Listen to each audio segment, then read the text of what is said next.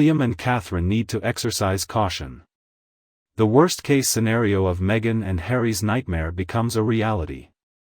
They are headed towards New York with a highly anticipated agenda that surely makes the royals apprehensive.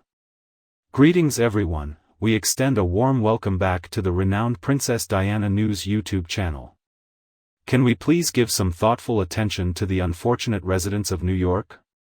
I am implying that the city that never rests appears to be undergoing a transformative shift into a metropolis.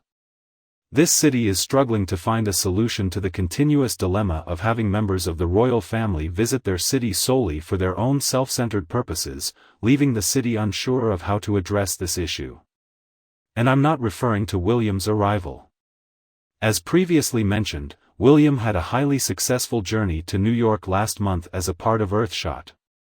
He was greeted with enthusiasm as he discussed the urgent issue of the climate crisis, and he even took a leisurely run through Central Park. In a memorable event from a few months earlier, Harry and Meghan arrived in New York for Meghan to receive a self-acquired award. Subsequently, it came to our attention that they had been involved in a perilous car pursuit, as they depicted it. Soon after, we realized that the circumstances were far from what they had portrayed, and it became evident that they had fabricated the entire story. The following day, rather than discussing Meghan's attire or the award she purchased, there was considerable focus on some royal figures being confronted with significant criticism. This is precisely why I emphasize the necessity for someone to consider the current situation in New York. I'm referring to the Duke and Duchess of Hypocrisy, who are making another appearance and continue to have bad luck. No one can predict their next move, but I believe it's something everyone would rather avoid witnessing. The recent announcement from People magazine revealed that the debut Archewell Foundation event is set to take place in the near future. Meghan and Harry have recently celebrated the 3-year anniversary of their philanthropic venture, Archewell. Now, they are organizing a highly anticipated grand event, showcasing numerous ambitious commitments, but skeptics doubt their ability to fulfill any of these promises.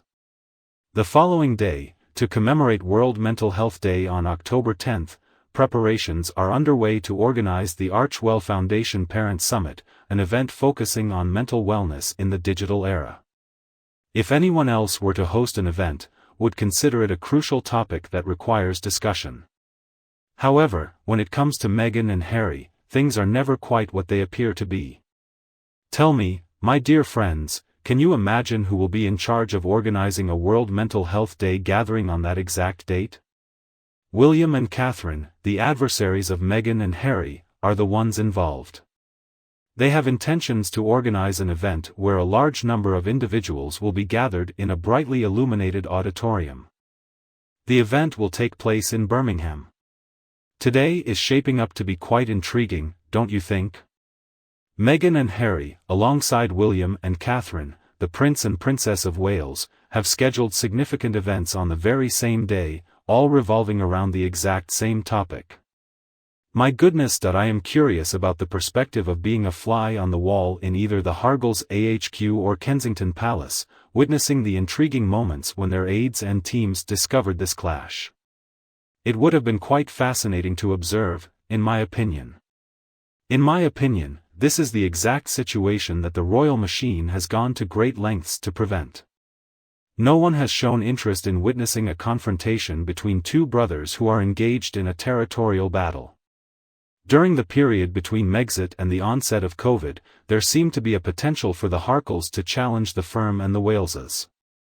There were concerns that the Waleses might appear dull when they inaugurated youth centers, while in the U.S., Meghan and Harry were filled with anticipation for an incredibly thrilling and enchanting experience.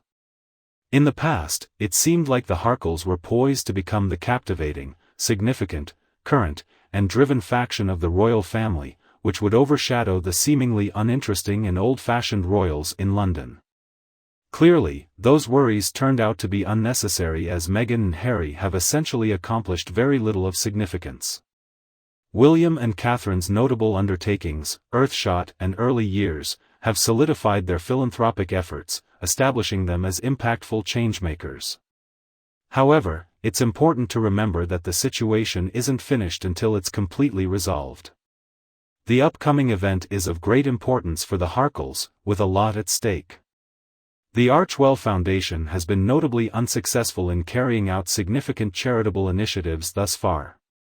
I must say, the impact in the realm of philanthropy is quite insignificant. Since Meghan and Harry departed from the palace to openly share their personal thoughts and earn substantial financial rewards, their involvement in charitable activities has been fairly underwhelming. Now, they have orchestrated several staged public appearances as members of the royal family, with photographers meticulously documenting their every move. Similar to the charity event in Los Angeles in 2020, a visit to a preschool in LA and a visit to a war grave cemetery in LA also occurred. They feign conducting significant gatherings with organizations such as the World Health Organization and the UN.